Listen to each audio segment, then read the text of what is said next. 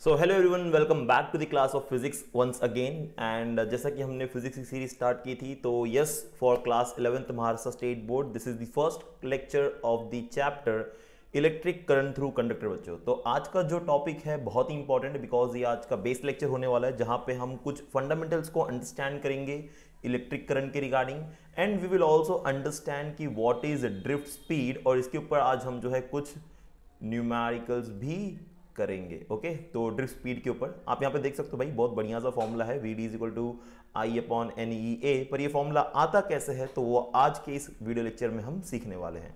तो यस, चलिए स्टार्ट करते हैं इस फंडामेंटल के साथ, और बच्चों एंड तक बने रहना ताकि आपको हर एक चीज समझ में आए, राइट। एंड हो सके तो उतना अपने फ्रेंड्स के साथ शेयर कीजिए इसको, जिससे जो है आपके वो फ्रेंड्स भी पढ़ सकें जो ऑफलाइन कोचिंग में नहीं जा सकते। चलिए, तो टॉपिक जो है सबसे पहला, will understand what is random motion of free electrons. अच्छा, मैं अभी डायरेक्टली इस टॉपिक को स्टार्ट करने के पहले मैं आपको एक बेसिक सी चीज बता दूं बच्चों। देखो, आप सब जानते हो कि हमारा जो एटम होता है, राइट, तो हमारे पास जो एटम्स हैं, सारे एटम्स हमें फ्री इलेक्ट्रॉन्स नहीं देते। देखो, ये जो वर्ड है ना फ्री इलेक्ट्रॉन, यहां पे इसका मतलब समझो, फ्री इलेक्ट्रॉन्स का मतलब क्या होता है, तभी आपको ये चैप्टर बहुत ही आसानी से समझ में आ जाएगा। देखो, हमारे पास एक एटम में दो तरीके के इलेक्ट्रॉन होते हैं, एक होते हैं फ्री इलेक्ट्रॉन और एक होते हैं bound electrons. Now what are bound electrons? Bound electrons बच्चों वो होते हैं जो ऑर्बिट में घूमते रहते हैं। फ्री वो होते हैं जो ऑर्बिट में नहीं घूमते बट मेटल सरफेस पे सब जगह घूमते रहेंगे।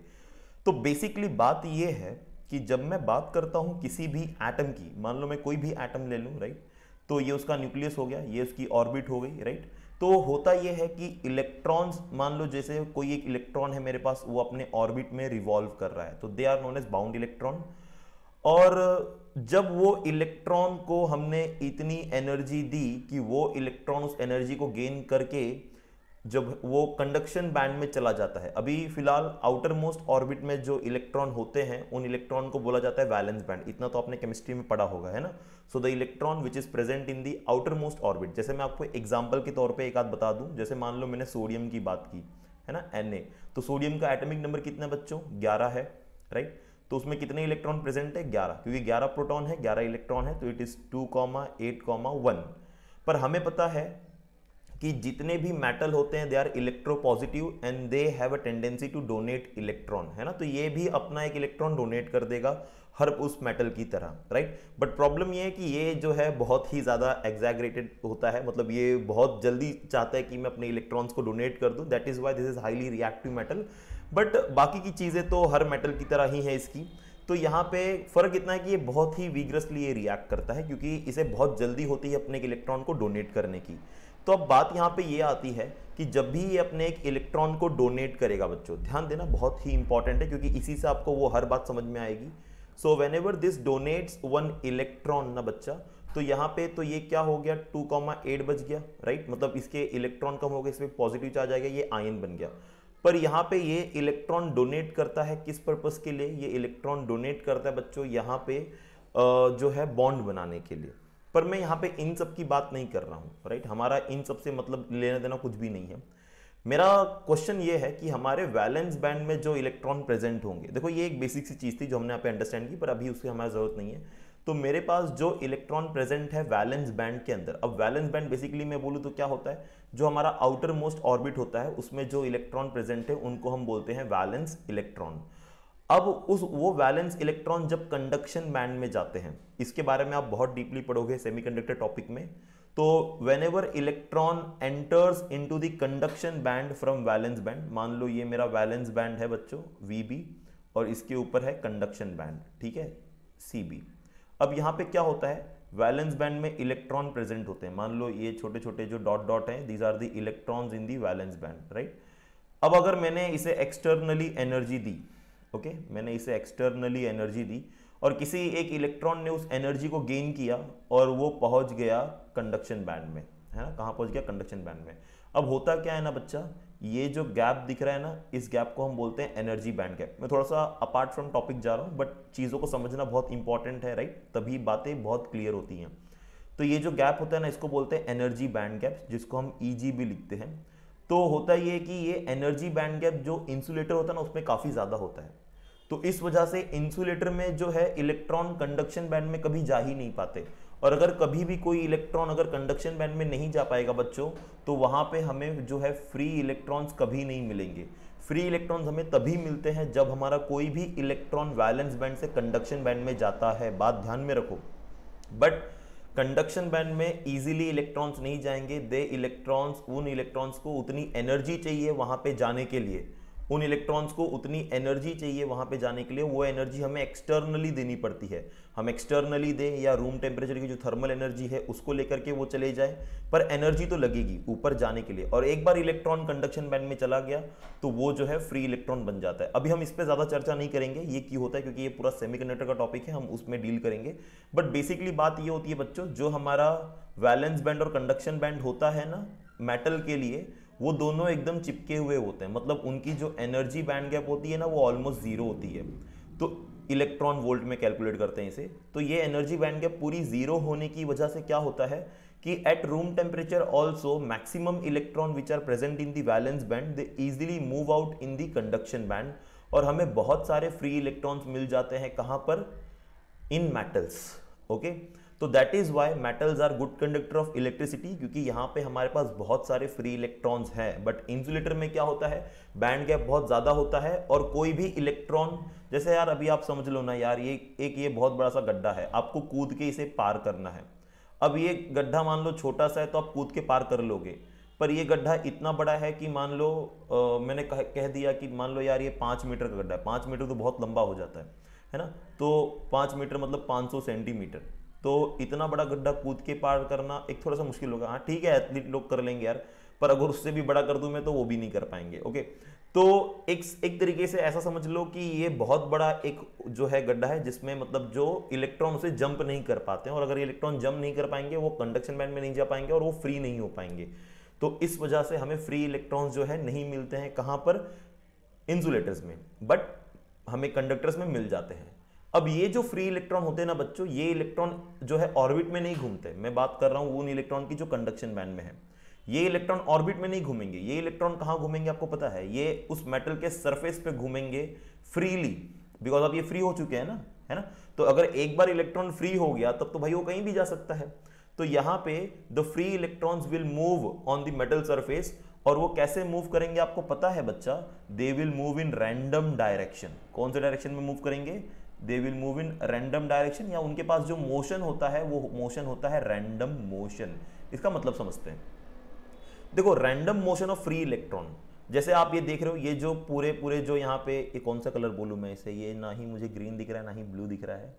ओके, ग्रीन ब्लू का मिक्सचर समझ लो। तो ये जो कलर्स हैं बच्चा, तो राइट, इनको हम रेड बना देते हैं। तो ये जो कलर्स हैं, right, these are my electrons, these are what, these are my electrons. अच्छा, आप एक चीज देखा, इन इलेक्ट्रॉन्स का एरो देखो कहां पर है ना, ये रैंडम है ना, कोई एक डायरेक्शन में जा रहा है क्या, मतलब कोई राइट साइड में जाए या लेफ्ट साइड में जाए, ऐसा नहीं है। कोई ऊपर जा रहा है, कोई नीचे जा रहा है, कोई कहीं पे भी जा रहा है ना। जैसे इसको देख लो, तो ये नीचे की तरफ जा रहा है, ये ऊपर की तरफ जा रहा है, फिर ये भी नीचे आ रहा है, ये थोड़ा सा लेफ्ट साइड में जा रहा है, ये राइट साइड में जा रहा है, मतलब ये जो है कहीं भी जा रहे हैं। जब कोई भी इलेक्ट्रॉन किसी भी डायरेक्शन में जाए ना, मतलब उसका मोशन कहीं पर भी हो, तो उसको बोला जाता है रैंडम मोशन। क्या बोला जाता है, रैंडम मोशन, राइट। और ये रैंडम मोशन कब तक रहेगा किसी भी मेटल के अंदर, जब तक उसे हम किसी बैटरी से ना कनेक्ट करें। मैं उस पर भी आऊंगा, उस पर भी हम चर्चा करेंगे वो कैसी चीज होती है। तो इसलिए देखो यहां पर लिखा है नो पोटेंशियल डिफरेंस अप्लाइड। ये जो पोटेंशियल डिफरेंस वर्ड है ना बच्चों, मैं बहुत ही सिंपल में करके चलूंगा आप लोगों के लिए। पोटेंशियल डिफरेंस का मतलब होता है कि हमने कोई भी बैटरी नहीं लगाई है, ठीक है। तो पोटेंशियल डिफरेंस मतलब नो बैटरी या no cell is connected. Okay, तो हमने यहाँ पे कोई भी सेल कनेक्ट नहीं किया है, कोई भी बैटरी कनेक्ट नहीं की है। इस वजह से जो है हमें यहाँ पे जितने भी इलेक्ट्रॉन्स है वो सारे रैंडम मोशन में दिख रहे हैं। इसलिए देखो यहाँ पर भी लिखा हुआ है electrical conductor with free electrons which are moving in random motion. Okay, तो बच्चा एक चीज मैं आपको बता दूं, जब भी हम बात करते हैं इलेक्ट्रिक करंट की, किसकी बात करते हैं बच्चों, इलेक्ट्रिक करंट की। वैसे आपका चैप्टर का नाम ही है, right, electric current through a conductor. तो मैं बता दूं, जब भी हमारे पास कोई भी एक चार्ज पार्टिकल हो, अब आप सब जानते हो कि जब मैं बात करता हूं इलेक्ट्रॉन की, तो इलेक्ट्रॉन पे कौन सा चार्ज होता है बच्चा, नेगेटिव चार्ज होता है। और कितना होता है, तो इलेक्ट्रॉन पे चार्ज होता है -1.6 इंटू 10⁻⁻19 कूलम। तो this is the charge on single electron. एक सिंगल इलेक्ट्रॉन पे इतना चार्ज होता है, वो माइनस चार्ज होता है, राइट। तो जब भी हमारे पास कोई भी चार्ज पार्टिकल हो बच्चों, जैसे मान लो ये मेरा एक चार्ज पार्टिकल है इलेक्ट्रॉन, और जब भी कोई एक चार्ज पार्टिकल किसी वेलोसिटी से मूव करेगा ना बच्चा, तो वो इलेक्ट्रिक करंट प्रोड्यूस करता है। क्या प्रोड्यूस करता है? Electric current. तो बच्चों बहुत ध्यान से सुनना, अभी यहीं पे ट्विस्ट है। Whenever a charge particle is moving with some velocity, it will generate a current, but बच्चा वो जो करंट जनरेट करेगा ना, वो उसके ऑपोजिट डायरेक्शन में करेगा। मान लो अगर वेलोसिटी इलेक्ट्रॉन की इस तरफ है, तो इलेक्ट्रिक करंट उसके ऑपोजिट डायरेक्शन में जनरेट होगी। अगर आपको ये जानना है कि why the current and velocity of electron is in opposite direction, तो मैं ऊपर लिंक में एक वीडियो बनाया हूं, डाल देता हूं, आप जाकर के वहां पे देख लो। अभी मैं उसके लिए सेपरेट यहाँ पे नहीं लूंगा, वरना वीडियो बहुत लंबी हो जाएगी। मैं ऊपर लिंक में दे देता हूं, या डिस्क्रिप्शन में भी उसका लिंक दे दूंगा, आप जाकर के देख लो। छोटा सा वीडियो है, आपको बहुत मजा आएगा उसमें। ओके, तो जो मेरे इलेक्ट्रॉन्स हैं वो मूव करते हैं। तो बच्चा जब भी मेरा इलेक्ट्रॉन मूव करता है किसी वेलोसिटी के साथ, it will generate electric current. क्या जनरेट करेगा? Yes, electric current. अच्छा, एक सबसे इंपॉर्टेंट बात, इलेक्ट्रिक करंट तो यहां पे जनरेट हो गया है, बट जब भी कोई मेरा चार्ज पार्टिकल अगर रेस्ट पे हो, मान लो ये मेरा इलेक्ट्रॉन है और ये जो है ये रेस्ट पे है। बच्चा जब भी मेरा कोई चार्ज पार्टिकल रेस्ट पे होगा, तो उसको हम स्टडी करेंगे अंडर इलेक्ट्रोस्टैटिक्स, राइट। आपको याद है आपका पहला चैप्टर इलेक्ट्रोस्टैटिक्स है, उसके बाद इलेक्ट्रिक करंट है ना।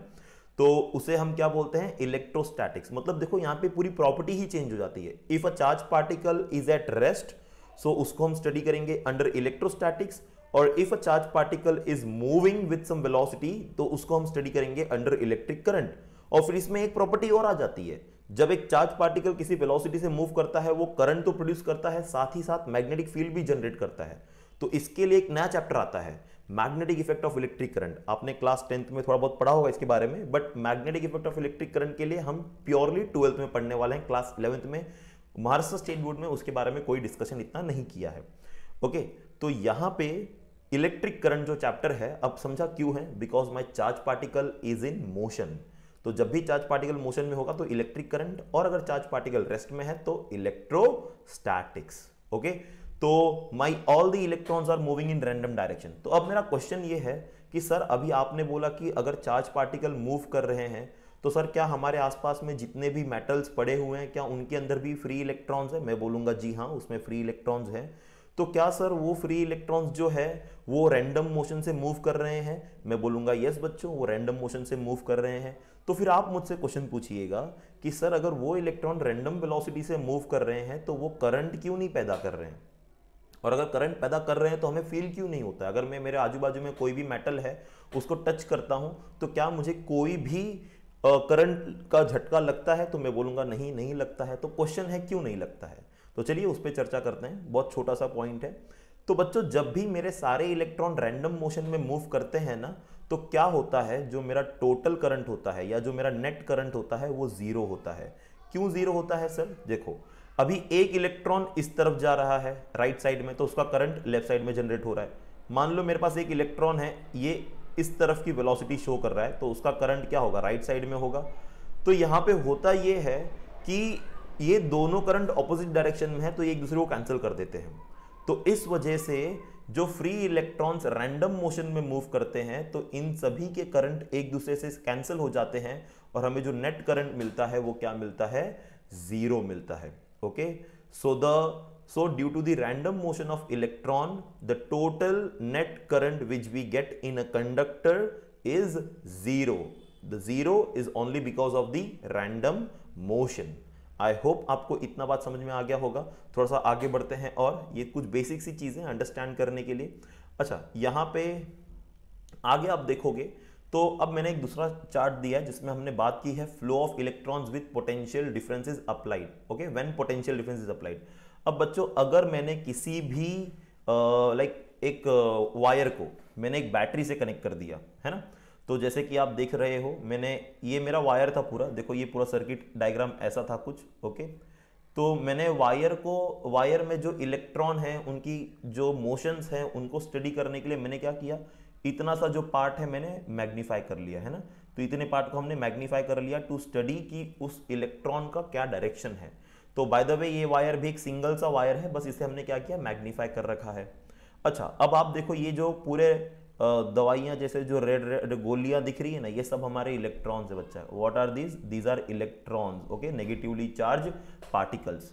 अब ये जो इलेक्ट्रॉन्स है देखो क्या होता है, अभी हम पोटेंशियल डिफरेंस अप्लाई कर रहे हैं, पोटेंशियल डिफरेंस अप्लाई कर रहे हैं, मतलब मैंने भाई बैटरी जो है कनेक्ट कर दी हमारे वायर्स में। अब बैटरी कनेक्ट करने से क्या होता है, अच्छा इलेक्ट्रॉन्स मेरे रैंडमली मूव कर रहे थे, बट अब आप देख रहे हो इस पिक्चर में कि इलेक्ट्रॉन सिर्फ एक ही डायरेक्शन में जा रहे हैं, और वो किस डायरेक्शन में जा रहे हैं माय डियर बच्चों, तो चलो वो भी देखते हैं। देखो मेरे पास सेल है, आप सबको मैं थोड़ा सा बेसिक बता दूं, सेल जो होता है उसमें दो टर्मिनल होते हैं, एक पॉजिटिव होता है एक नेगेटिव होता है। तो जो बड़ा वाला पार्ट होता है वो पॉजिटिव और जो छोटा वाला पार्ट होता है वो नेगेटिव, राइट। तो ये वाला पॉजिटिव हो गया, ये वाला नेगेटिव हो गया। अब इसके अंदर आप देखोगे तो हमारा, आपने इतना तो लोअर क्लास में पढ़ा होगा कि जो करंट होता है या जो करंट का डायरेक्शन होता है वो हमेशा पॉजिटिव से नेगेटिव की तरफ होता है, right. So this is the direction of current, okay, this is the direction of current which is from positive to negative. ये बात तो आप सब जानते हो, ओके। तो डायरेक्शन ऑफ करंट कहां से कहां पर है, पॉजिटिव से नेगेटिव। अच्छा, इलेक्ट्रॉन कहां फ्लो करेंगे, अब भाई इस पूरे सर्किट में वायर में जो है इलेक्ट्रॉन ही इलेक्ट्रॉन प्रेजेंट है, और कैसे इलेक्ट्रॉन प्रेजेंट है बच्चों, तो सीधी बात है फ्री इलेक्ट्रॉन्स प्रेजेंट है। Now what is the motion of free electrons, बात समझना। अब मोशन ऑफ जो फ्री इलेक्ट्रॉन्स होगा यहां पर वो कैसे होगा, अब देखो मेरे पास दो टर्मिनल हैं, एक पॉजिटिव टर्मिनल है और एक नेगेटिव टर्मिनल है, और आप सब जानते हो कि इस वायर में जो इलेक्ट्रॉन्स प्रेजेंट है उन पे भी नेगेटिव चार्ज है। अब मुझे एक बात बताइएगा, ये जो नेगेटिव चार्ज होता है क्या ये नेगेटिव से अट्रैक्ट होगा या नेगेटिव से दूर जाएगा, तो सीधी सी बात है negative negative will repel each other, है ना, इलेक्ट्रोस्टैटिक्स में भी आपने पढ़ा है, the negative negative will repel each other. So this negative charge move away from the negative terminal, है ना, तो ये नेगेटिव टर्मिनल से दूर भागेगा और किसके पास जाने की कोशिश करेगा, पॉजिटिव टर्मिनल के पास। तो मान लो अगर यहां पे कोई इलेक्ट्रॉन है तो वो पॉजिटिव के पास आने की कोशिश करेगा। तो इस वजह से क्या होता है, मेरे जितने भी इलेक्ट्रॉन्स इस वायर में प्रेजेंट होंगे ना बच्चों, they all will move from negative to positive direction, okay, from negative to positive direction. इसलिए अगर आप देखोगे यहां पर, तो यहां पर ये लोग ने लिखा है direction of flow of electrons, है ना, और उसका डायरेक्शन का एरो कहां पर दे रखा है बच्चा लोग, डायरेक्शन का एरो कहां पर दे रखा है, देखो ये टर्मिनल नेगेटिव से कनेक्टेड है, ये टर्मिनल पॉजिटिव से कनेक्टेड है, तो जो direction of flow of electron है वो हमेशा नेगेटिव से पॉजिटिव होगा। So repeat with me, the direction of flow of electron is from negative to positive. These are the keywords which you have to write down, right. और दूसरा यहां पर देखो क्या दिया है, डायरेक्शन ऑफ करंट, देखो यहां पे पॉजिटिव है यहां पे नेगेटिव है ना, अभी बताया क्यों यहां पे पॉजिटिव, क्योंकि ये वाला टर्मिनल पॉजिटिव से कनेक्टेड है, ये वाला टर्मिनल नेगेटिव से कनेक्टेड है। तो अभी हमने पढ़ा कि direction of current is from positive to negative, तो जो डायरेक्शन ऑफ करंट होगा वो कहां से कहां पे होगा, पॉजिटिव से नेगेटिव की तरफ होगा। कई बारी बच्चों ऐसा बोला जाता है, N electric field is setup in the circuit, मेरी बात ध्यान से सुनना, क्या बोला जाएगा, आपको एक ऐसा स्टेटमेंट देंगे, स्टेटमेंट ये होगा कि एन इलेक्ट्रिक फील्ड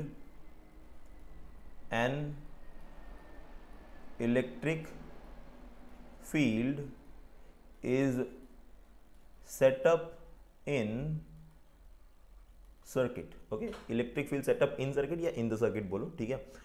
तो इसका मतलब क्या होता है भाई, electric field setup in the circuit का मतलब भी यही है कि भाई बैटरी कनेक्ट हो चुकी है। कैसे, अभी आप इलेक्ट्रोस्टैटिक्स में पढ़ते हो कि एक पॉजिटिव टर्मिनल है एक नेगेटिव टर्मिनल है, and there is an electric field from positive to negative, yes और नो, पढ़े हो कि नहीं बोलो, there is an electric field in the direction positive to negative. तो अभी यहां पे जब मैं एक बैटरी कनेक्ट कर दूंगा बच्चों, तो क्या यहां पे इलेक्ट्रिक फील्ड सेटअप नहीं हो जाएगी पूरी सर्किट में। अब जैसे ये छोटे वाले डायग्राम में देखो, तो यहां पे एक इलेक्ट्रिक फील्ड सेटअप हो जाएगी पॉजिटिव से नेगेटिव के डायरेक्शन में, ओके। तो आप एक बात और ध्यान रखिएगा, direction of flow of electric current जो है वो पॉजिटिव से नेगेटिव है, बट यहां पे मैं एक चीज और लिख देता हूं, मैं ये लिख देता हूं, डायरेक्शन ऑफ इलेक्ट्रिक फील्ड वो भी जो है पॉजिटिव से नेगेटिव की तरफ ही है। क्या सबको ये बात समझ में आ रही है बच्चों? राइट। तो अगर कभी ऐसा बोला जाए, स्टेटमेंट दिया जाए N electric field is setup, तो वो भी पॉजिटिव से नेगेटिव की तरफ ही होगी। सो this is what all about the like electron flow in the circuit. अच्छा, अभी फिर से किसी को डाउट है, मैंने बोला कि वाई द डायरेक्ट, अभी यहाँ पे क्वेश्चन आता है बहुत बच्चों के माइंड में कि भाई क्यों sir direction of flow of electron and direction of electric current दोनों ऑपोजिट डायरेक्शन में है। अच्छा, किस किस बच्चों को ये बात नहीं पता होगी कि जो ये direction of flow of electric current है ना, या जो डायरेक्शन ऑफ करंट है इन शॉर्ट, उसको एक नाम और दिया जाता है। क्या बोला जाता है? Conventional current. ओके, तो उसे एक नाम और देते हैं हम, क्या? Conventional current. So conventional current का मतलब है क्या? फ्लो ऑफ करंट या डायरेक्शन ऑफ करंट, राइट। जो इलेक्ट्रिक करंट का डायरेक्शन है उसे कन्वेंशनल करंट भी बोला जाता है। एंड इसका वीडियो मैंने यूट्यूब पे अपलोड कर रखा है, राइट। मैं डिस्क्रिप्शन में लिंक देता हूं जिसमें मैंने वो वीडियो बनाया है कि क्यों हमारा जो है direction of electron and direction of electric current both are opposite to each other. Okay, इतनी बात समझ में आ गई सभी को? चलिए बच्चों, तो अभी हम हमारे मेन टॉपिक पे आते हैं हमारे चैप्टर के, राइट, जो है ड्रिफ्ट स्पीड, या कई बारी इसे जो है हम ड्रिफ्ट वेलोसिटी के नाम से भी बुलाते हैं। ठीक है, तो इसे हम कभी कभी ड्रिफ्ट स्पीड या फिर ड्रिफ्ट वेलोसिटी ऐसे भी बोलते हैं। ठीक है, तो चलो भाई, यहां पे मैंने कुछ स्टेटमेंट दे रखा है। तो अच्छा, अभी जो मैंने आपको पीछे बताया वो यहाँ पे सर्किट डायग्राम में आपको एकदम क्लियर हो रहा होगा। देखो, जैसे कि मैंने यहाँ पे दिखा रखा है, when no potential difference is applied, मतलब जब मैंने कोई भी बैटरी नहीं कनेक्ट की है, तो यू कैन सी इस पहले वाले वायर में, ये मेरा फर्स्ट कंडक्टर है मान लो, ये भी मेरा सेकेंड सर्किट डायग्राम है, ऐसा समझ लो। तो यहाँ पे मैंने मान लो ऐसे रखा है इसको। ठीक है, मैंने बैटरी कनेक्ट नहीं की है, तो ज़रूरी नहीं है कि हम बैटरी ना लगाए तभी कनेक्ट ना होगा। यहाँ पे मैंने मान लो स्विच रखा है और स्विच को मैंने ओपन रखा है, और अगर स्विच ओपन है तो करंट फ्लो होगा क्या बच्चों? सीधी बात है, नहीं होगा। तो इस पूरे वायर में, इस पूरे कंडक्टर में जितने भी इलेक्ट्रॉन होंगे उनके पास क्या मोशन होगा? रैंडम मोशन होगा, सीधी बात। बट इस वाले केस में आप देखो, हमने बैटरी कनेक्ट कर दी है, राइट, मान लो स्विच को क्लोज कर दिया, तो सारे इलेक्ट्रॉन जो है भाई पॉजिटिव की तरफ बढ़े जा रहे हैं, है ना। सारे इलेक्ट्रॉन इसी डायरेक्शन में जा रहे हैं, राइट, पॉजिटिव डायरेक्शन में जा रहे हैं। ओके, आई होप सबको ये बात समझ में आ रही है। और करंट जो है वो पॉजिटिव से नेगेटिव जाएगा इस डायरेक्शन में। Okay, so both are again opposite. ठीक है, तो ड्रिफ्ट स्पीड पे आते हैं। अभी ड्रिफ्ट स्पीड यहाँ पर क्या होती है, देखो यहाँ पे स्टेटमेंट मैंने क्या दे रखा है। स्टेटमेंट से चीज़ों को अंडरस्टैंड करने की कोशिश करो, बातें बहुत ज़्यादा समझ में आएंगी। एंड ओ माय गॉड, मैंने यहाँ पे सब कुछ इरेज कर दिया। चलिए ठीक है, गलती से मैंने इरेज ऑल कर दिया इंक। पीछे का तो नहीं हुआ ना, क्योंकि मुझे आपको यही एज ए नोट्स देना है। ओके, कोई बात नहीं। हाइलाइटर चाहिए था, कहाँ पहुँच गए? ओके, इसे हाईलाइट करने के लिए हम कलर लेते हैं लाइट ग्रीन। चलिए, सो देखो क्या दिया है, the electron under the action of the applied electric field drift with the drift velocity vd। Okay, तो यहां पे क्या होता है, the electron under the action of applied electric field. अब इतनी बात तो आप लोग समझ गए भाई कि मैंने यहाँ पे इलेक्ट्रॉन को अप्लाइड इलेक्ट्रिक फील्ड दिया। अब आप बताओ इलेक्ट्रिक फील्ड दिया मतलब क्या दिया, कमेंट करके बताना मुझे, राइट। सो मैंने यहाँ पे इलेक्ट्रिक फील्ड दिया मतलब क्या दिया? सो सीधी बात है यार, मैंने बैटरी कनेक्ट कर दी। ओके, बैटरी कनेक्ट कर दी तो इलेक्ट्रॉन में एक ड्रिफ्ट वेलोसिटी आती है, ये लोग ये बोल रहे हैं। अच्छा, ड्रिफ्ट का मतलब क्या होता है? अगर आप लेमन वर्ड्स में बात करो, आम आदमी की भाषा में, जैसे हम बच्चे हैं बहुत बार सुने हैं ड्रिफ्ट वर्ड, ड्रिफ्ट। तो कई बार जो है जो कार चलाते हैं या बाइक चलाते हैं वो लोग भी ड्रिफ्ट करते हैं, है ना। तो ड्रिफ्ट का मतलब क्या होता है, जैसे आप अचानक में बहुत स्पीड में जा रहे हो और आपने ब्रेक मार के क्या किया, सडनली हैंडल घुमा दिया, तो पीछे का टायर कैसे स्किट होता है, तो उसको हम यहाँ पे क्या बोलते हैं कि वो गाड़ी जो है ड्रिफ्ट हो गई, है ना, ड्रिफ्ट किया हमने। तो यहाँ पे वो इलेक्ट्रॉन के साथ भी कुछ ऐसे ही होता है। अब देखो क्या होता है, मान लो मेरा जो ये इलेक्ट्रॉन है ना, ये रैंडम वेलोसिटी से मूव कर रहा है। मैं इस इलेक्ट्रॉन की बात कर रहा हूँ, मान लो ये इलेक्ट्रॉन रैंडम वेलोसिटी से मूव कर रहा है इस डायरेक्शन में।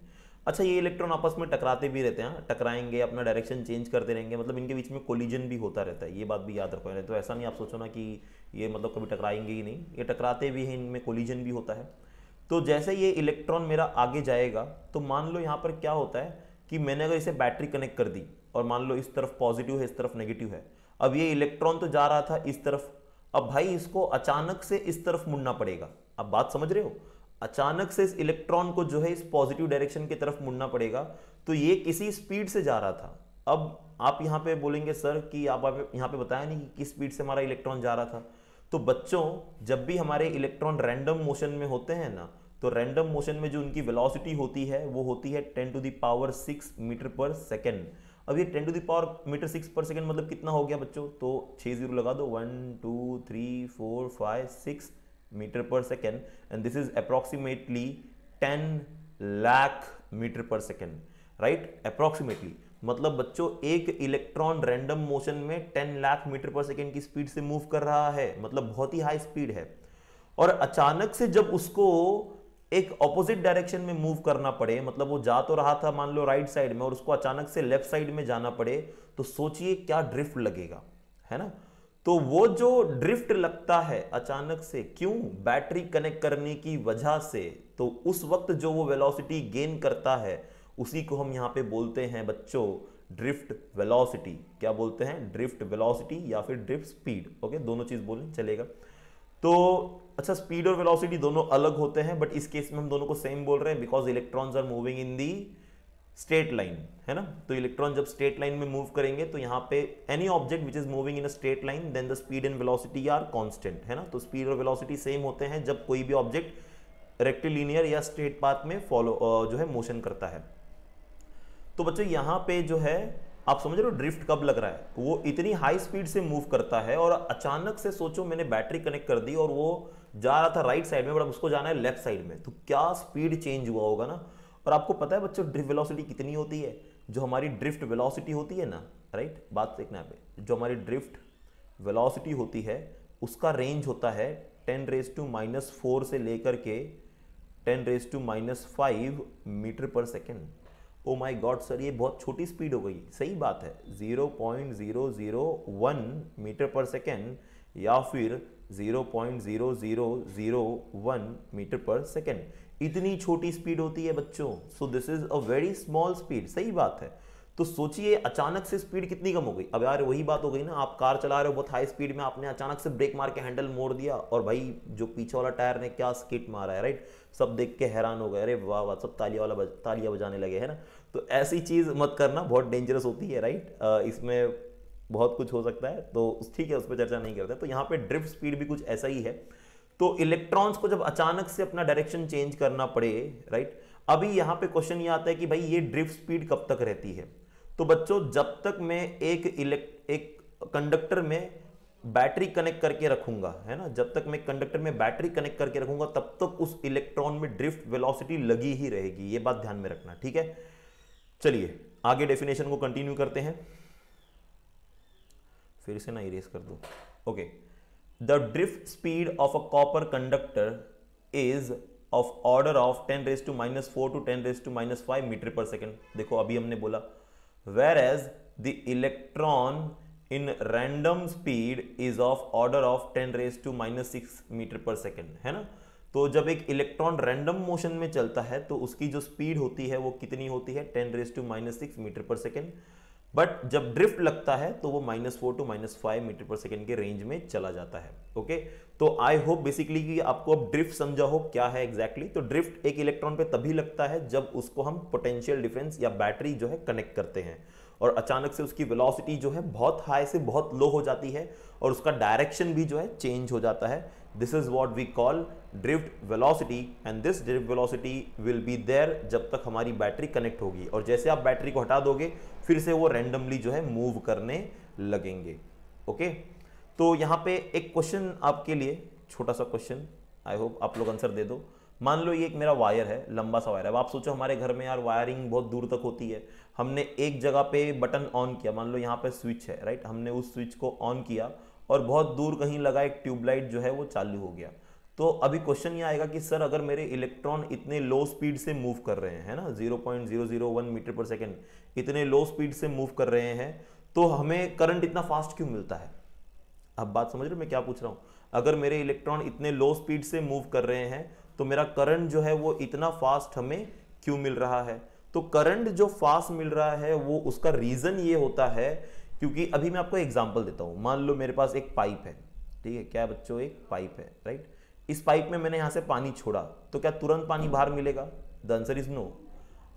अगर ये पाइप एम्प्टी है तो पानी को यहां से यहां पे आने के लिए टाइम लगेगा, मतलब ये पोजीशन 1 है, ये पोजीशन 2 है, तो पोजीशन 1 से पोजीशन 2 में आने में उसे टाइम लगेगा। पर मान लो ये पाइप ऑलरेडी पानी से भरा हुआ है, ये पाइप ऑलरेडी पानी से भरा हुआ है, और मैंने यहां से थोड़ा सा पानी डाला, तो क्या यहां से थोड़ा सा पानी तुरंत बाहर निकलेगा या टाइम लगेगा? सीधी सी बात यार, विद इन अ फ्रैक्शन बाहर निकलेगा। तो वही चीज यहां पे होती है, इलेक्ट्रॉन्स भरे पड़े हैं पूरे वायर में, आपने यहां पे बटन चालू क्या किया भाई, इलेक्ट्रॉन का धड़ाधड़ निकलना शुरू हो गया उसके दूसरे एंड से, राइट, और करंट मिलना चालू हो गया हमें। तो कितनी आसान बात है ये, राइट। सो आई होप आपको बातें समझ में आ रही है, मैं जो भी कुछ कह रहा हूं। तो चलिए आते हैं अब डेरिवेशन में ड्रिफ्ट स्पीड के, और जो है इस डेरिवेशन को कंप्लीट करते हैं, राइट। चलिए, तो डेरिवेशन को कंप्लीट करने के लिए हम क्या करेंगे, we will assume the wire. पहले सबसे एक वायर एज्यूम करते हैं, तो थोड़ा सा डायग्राम वगैरह ड्रॉ करना पड़ेगा, ओके। तो we will be doing the derivation for drift speed, तो हम हेडिंग दे देते हैं हमारा, राइट।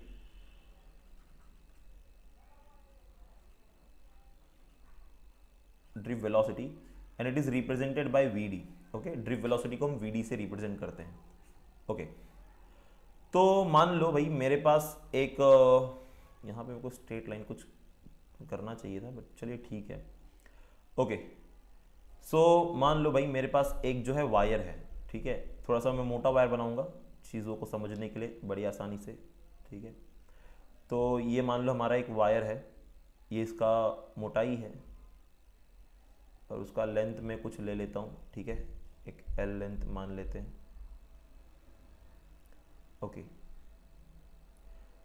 सो या तो ये हमने जो है एक वायर को क्या कर दिया, ड्रॉ कर दिया, ठीक है। ये वायर है, और मान लो इस वायर की जो लेंथ है वो है एल, ठीक है। इस वायर की जो लेंथ है वो कितनी है, एल है, ठीक है। तो the length of the wire is L, okay. Obviously metre में लोगे। अच्छा, अभी इस वायर में मेरे पास n number of free electrons है, क्या है, n number of free electrons. इन सबको बाद में हम स्टेटमेंट में भी लिखेंगे, टेंशन मत लो।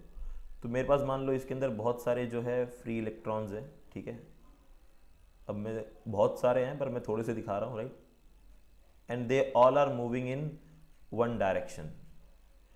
अभी मेरे सारे इलेक्ट्रॉन इसी डायरेक्शन में मूव कर रहे हैं, तो सीधी सी बात है यार, यहाँ पे पॉजिटिव होगा, है ना, मतलब यहाँ से मेरे इलेक्ट्रॉन निकल रहे होंगे, इलेक्ट्रॉन मेरे यहाँ से निकल रहे होंगे। सो ये मोशन ऑफ इलेक्ट्रॉन है, मतलब इस तरफ पॉजिटिव होगा और इस तरफ हमारा जो है नेगेटिव होगा, राइट। तभी तो इलेक्ट्रॉन इस तरफ जा रहे हैं, पॉजिटिव की तरफ जा रहे हैं, ओके। सो इलेक्ट्रॉन पॉजिटिव की तरफ जा रहा है, बट हमें करंट तो पता है ना, करंट जाता है कहाँ पे, पॉजिटिव से नेगेटिव की तरफ। तो जो हमारा फ्लो ऑफ करंट होगा वो किस तरफ होगा, इस तरफ होगा। तो मेरा करंट जो है पॉजिटिव से नेगेटिव की तरफ जा रहा होगा, ठीक है। तो ये करंट का डायरेक्शन हो गया, पॉजिटिव से नेगेटिव की तरफ। अच्छा, करंट मेरा जिस एरिया से बाहर निकल रहा है, या मेरे इलेक्ट्रॉन जिस एरिया से बाहर निकल रहे हैं, तो वो टोटल एरिया जो कवर कर रहे हैं हम उनको थोड़ा मार्क आउट कर देते हैं। तो ये मेरा क्रॉस सेक्शनल एरिया है इस वायर का, ठीक है। ये इस वायर का क्या है बच्चों, मेरा क्रॉस सेक्शनल एरिया है। यहाँ पे हम लिख देता है एरिया, ठीक है। तो this is the area of the wire, okay. ये लेंथ एल हो गया इसका, ठीक है। एंड इलेक्ट्रॉन का मोशन जो है वो पॉजिटिव की तरफ है, करंट जो है वो नेगेटिव की तरफ जा रहा है, पॉजिटिव से नेगेटिव जा रहा है, ठीक है। एंड इलेक्ट्रॉन जो मूव कर रहे हैं वो ड्रिफ्ट वेलोसिटी से मूव कर रहे हैं, right, with the velocity vd, right, in this direction. तो all the electron is moving with the drift velocity vd, okay. तो ये सारे इलेक्ट्रॉन vd वेलोसिटी से मूव कर रहे हैं। तो इसके लिए हम कुछ स्टेटमेंट देते हैं, अभी हमने जो भी कुछ बोला, तो चलो स्टेटमेंट लिखते हैं हर किसी के लिए, ओके। तो पहला स्टेटमेंट मैं यहाँ पे ये देता हूँ, late us assume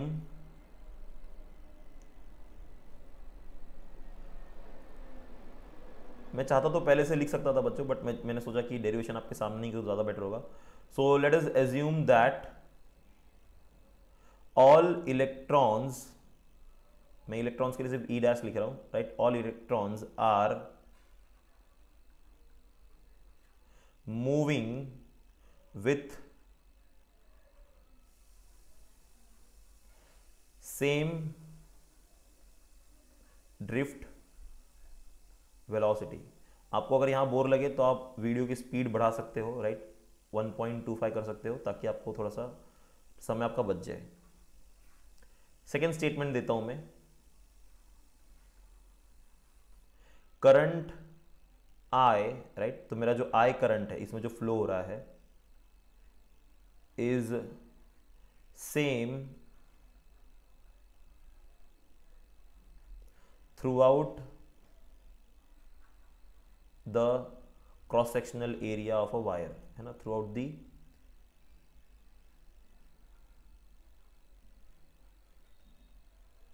cross sectional area A of wire. Okay, तो आई होप सबको ये 2 पॉइंट तो समझ गया होगा। थर्ड पॉइंट लिखता हूं मैं यहाँ पे, ठीक है। थर्ड पॉइंट हम ये लिखते हैं, let L be the length of the wire. Okay, मतलब सारी चीज़ों को आपको यहाँ पे मेंशन कर देना है, right. Let L, capital L, be the length of wire. तो कैपिटल एल जो है वो मेरा क्या हो गया, लेंथ ऑफ वायर हो गया, ठीक है। और फोर्थ पॉइंट एक इसमें मेंशन कर देते हैं हम लोग, इसमें हम मेंशन कर देते हैं कि let n be the number of free electrons per unit volume of wire, है ना। Let small n be the number of free electrons per unit volume of wire, per unit volume of wire। Okay, ये मेरा एक statement और हो गया। एक statement और दे देते हैं। So we will say that therefore the total number of electron in the length L of wire is, right, so therefore the total number of free electron, total number of free electron लिखते हैं सिर्फ, total number of electrons in the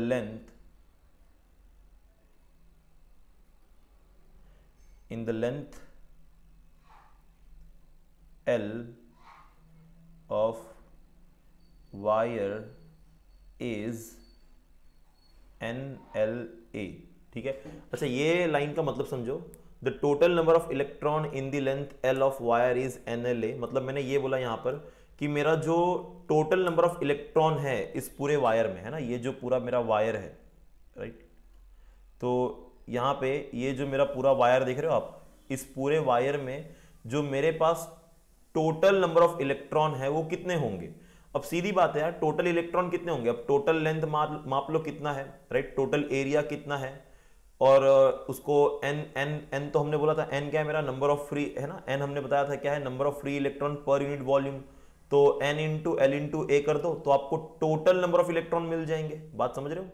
तो ये तो मेरा पर unit volume नहीं, तो मेरा पूरा वायर है ना, तो इस पूरे वायर में जो इलेक्ट्रॉन प्रेजेंट होंगे वो क्या होगा, NLA, ठीक है। इतनी बात समझ में आ गई। चलो, और अगर मैं यहां पे पूछूं इस पूरे इलेक्ट्रॉन पे टोटल चार्ज कितना होगा, तो वो कितना होगा, चलो उसके लिए एक स्टेटमेंट लिख लेते हैं, and the total charge in the length L is, and the total charge in the length L is. अच्छा, टोटल चार्ज कितना होगा अभी, तो देखो टोटल चार्ज जो मेरा होगा, टोटल चार्ज को हम Q से डिफाइन करेंगे, दैट इज, सीधी बात है, अभी एक इलेक्ट्रॉन पे कितना चार्ज होता है बच्चों, E चार्ज कितना होता है, -1.6 इंटू 10⁻⁻19 कूलम। कूलम जो है वो यूनिट ऑफ चार्ज है, ठीक है। तो एक इलेक्ट्रॉन पे कितना चार्ज होता है, इतना चार्ज होता है। तो इतने सारे इलेक्ट्रॉन है हमारे पास, अभी इतने सारे इलेक्ट्रॉन है हमारे पास, इतने सारे, है ना, these are the total number of electrons. तो अभी इतने इलेक्ट्रॉन्स पे टोटल चार्ज कितना होगा, तो इसको मल्टीप्लाई बाय E कर दो, तो आप सीधा लिख दो NLAE। So this become your total charge, right, this become your total charge. इसको मान लो इक्वेशन नंबर 1, इसको क्या मान लो, इक्वेशन नंबर 1। फिर एक स्टेटमेंट और देते हैं हम लोग 7 पॉइंट करके, भाई मैं आपको पूरा आंसर के तौर पे दे रहा हूं, राइट, ताकि आप एग्जाम में लिख सको कुछ। Okay, so this I can right, so this is the total charge, so so this is the total charge that moves through any cross section.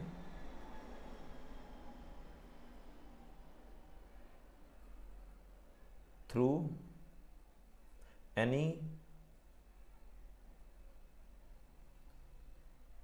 cross section of the wire in a certain time interval t, right? In a certain time interval T.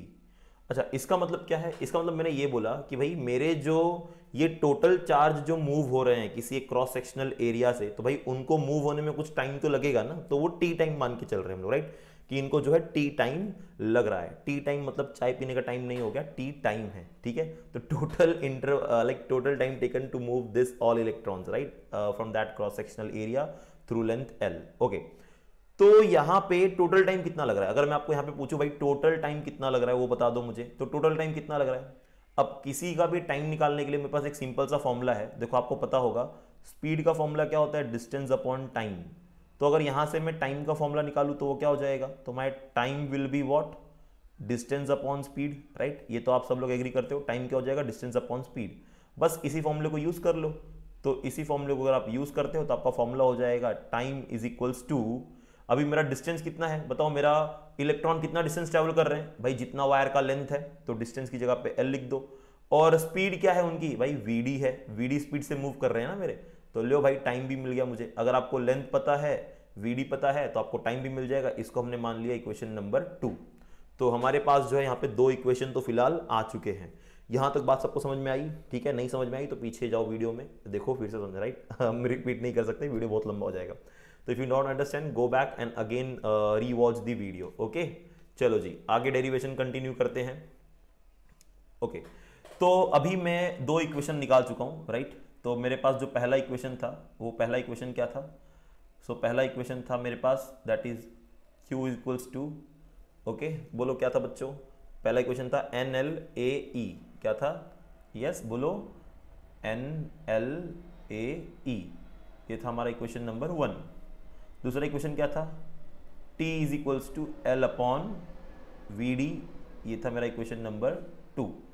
अब इन 2 equation के साथ मुझे तो find out करना है current वगैरह क्या है इसके अंदर। अच्छा, आपको करंट का एक फॉर्मूला याद होगा, हमने लोअर क्लास में पढ़ रखा था। वो करंट का फॉर्मूला था कुछ ऐसे, I is equals to Q by T। Yes, I hope सबको ये फॉर्मूला याद हो, ठीक है? इसको मान लेते हैं इक्वेशन नंबर 3। फिर मैं आपको स्टेटमेंट बोलता हूं,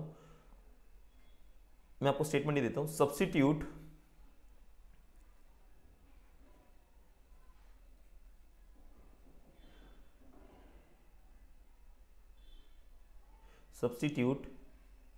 equation 1 and 2 in equation 3, right? 1 और 2 को इक्वेशन 3 में सब्स्टिट्यूट कर दो। तो भैया करोगे तो क्या मिलेगा आपको? यही मिलेगा, I is equals to Q by T है, तो Q की जगह पे ऊपर वाला वैल्यू पुट कर दो, इक्वेशन 1 क्या है? NLAE, और T की जगह पे क्या पुट करोगे? L upon VD। कुछ कैंसिल होता है बच्चों? यस सर जी, क्या हो गया? L और L मर गए। अब L और L मर गए तो बचा क्या? VD। VD तो रेसिप्रोकल में वो ऊपर चला जाएगा, तो VD ऊपर जाकर के हमें क्या मिलेगा बच्चों? तो मुझे मिलेगा I is equals to this VD will go into the numerator, okay?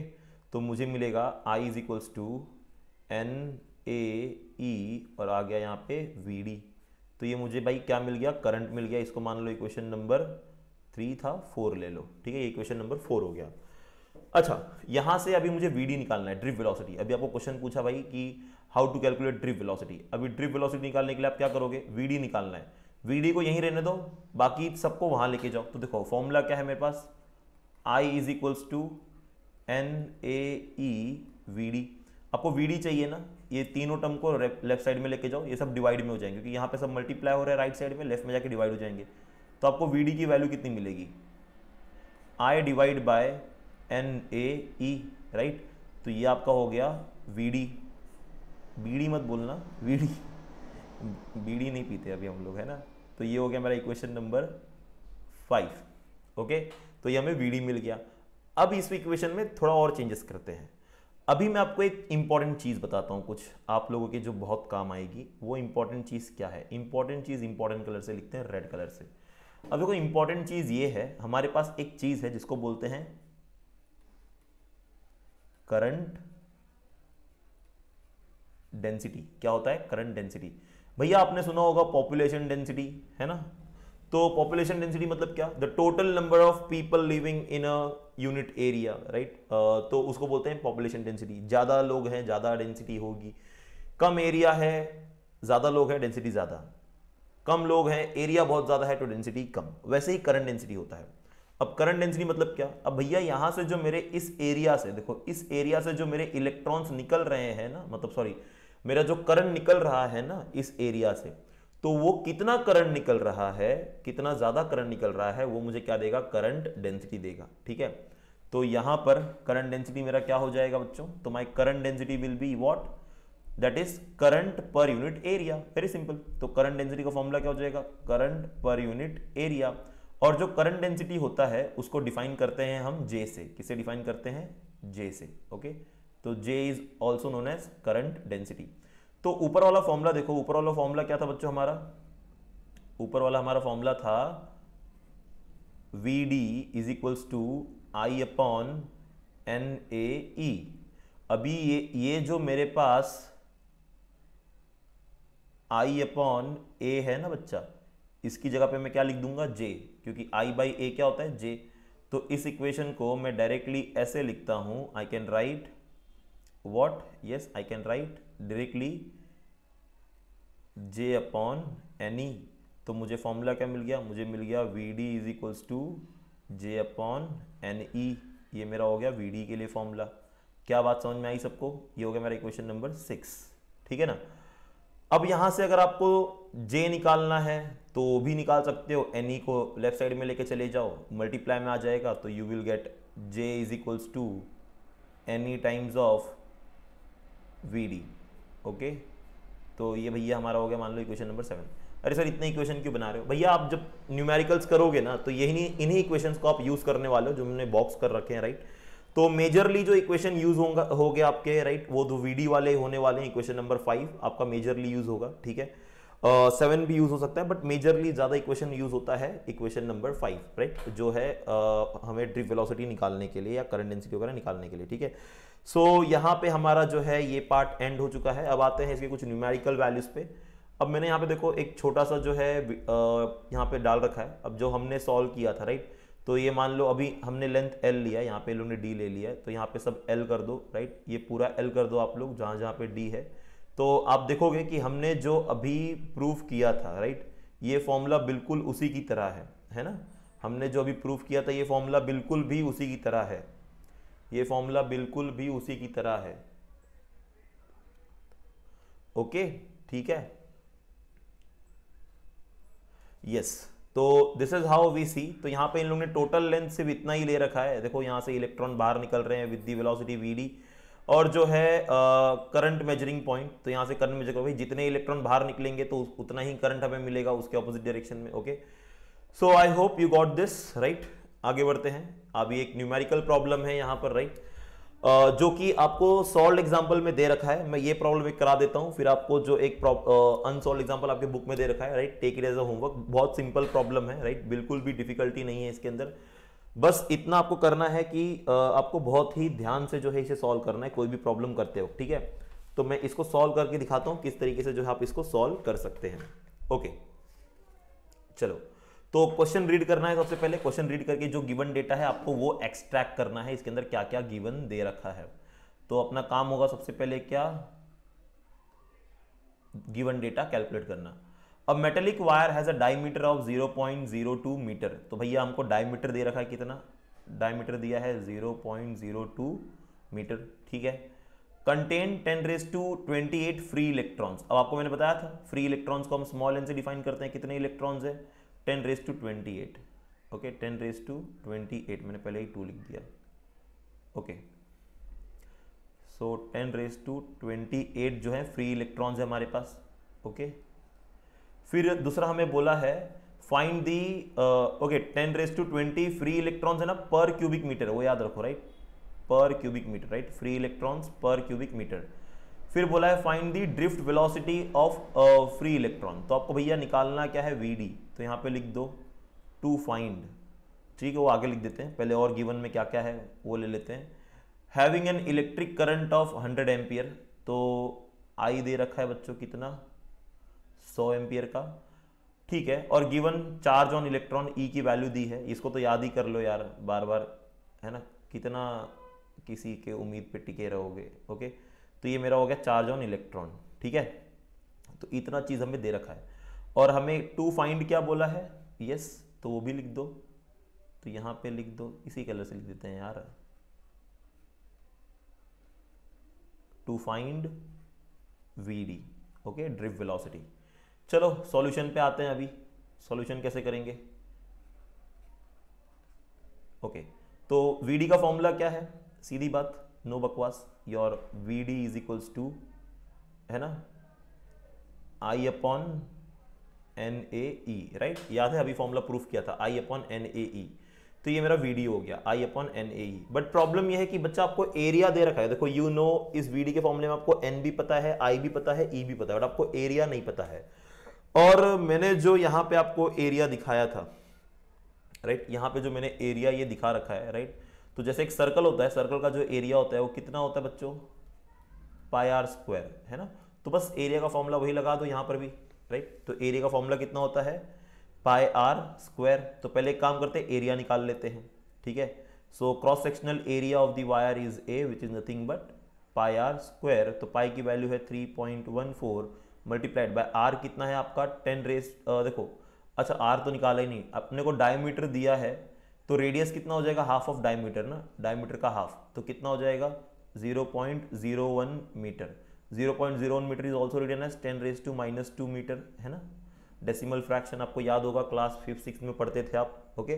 So 0.01 is also written as 10⁻², okay, 0.0 is also written as 10⁻², तो रेडियस मेरा कितना है 0.01 विच इज 10⁻², तो मैंने लिख दिया 10⁻² का स्क्वायर, ओके, 10⁻² का स्क्वायर, तो कितना होगा बच्चों ये 3.14 इंटू 10⁻², राइट, तो -4 मीटर स्क्वायर, ये मेरा हो गया एरिया, ठीक है, हमें एरिया पता चल गया।